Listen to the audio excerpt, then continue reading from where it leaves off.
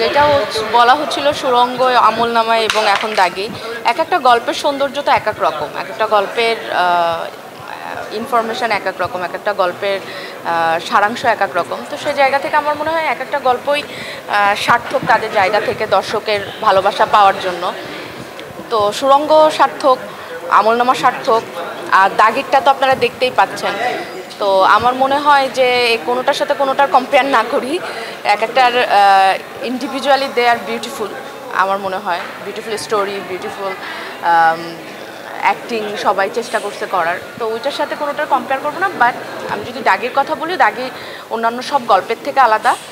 শুধু সুড়ঙ্গ বা আমলনামা না, আজ অবধি যতগুলো ছবি আমাদের রিলিজ হয়েছে রিসেন্টলি, তার সবগুলো ছবির গল্পের থেকেই আলাদা।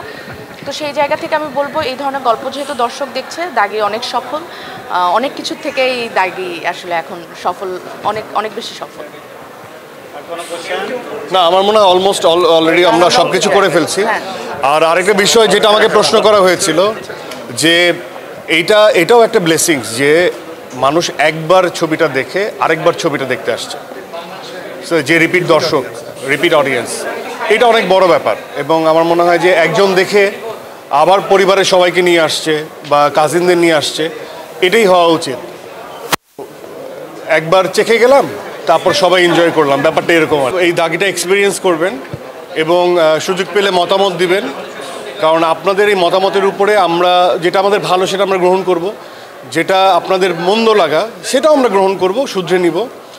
আর ঈদ আপনাদের খুব সুন্দর কাটুক। এখন আবার ব্যস্ততম ঢাকা শহরে রূপান্তরিত হয়েছে, তারপরেও ঈদ আমেজের পরে এই ব্যস্ততার মাঝেও আপনারা এফোর্ট দিয়ে সময় বের করে পরিবারবর্গ নিয়ে, আত্মীয় স্বজন নিয়ে দাগি এক্সপিরিয়েন্স করছেন। এবং যারাই মুভি দেখছেন, সিনেমা দেখছেন, যারাই অন্য সিনেমা দেখতে আসছেন, তাদের সবাইকে আমি শুভকামনা জানাই। আপনারা অবশ্যই এই সিনেমা ইন্ডাস্ট্রির পাশে থাকুন এবং বিচক্ষণতার পরিচয় দেন, কারণ আপনার একটা সুন্দর মন্তব্য, আপনার একটা সুন্দর কন্ট্রিবিউশন সুন্দর গল্প করতে আমাদেরকে উৎসাহিত করে এবং সিনেমাটাকে বাঁচিয়ে রাখবে দীর্ঘদিন।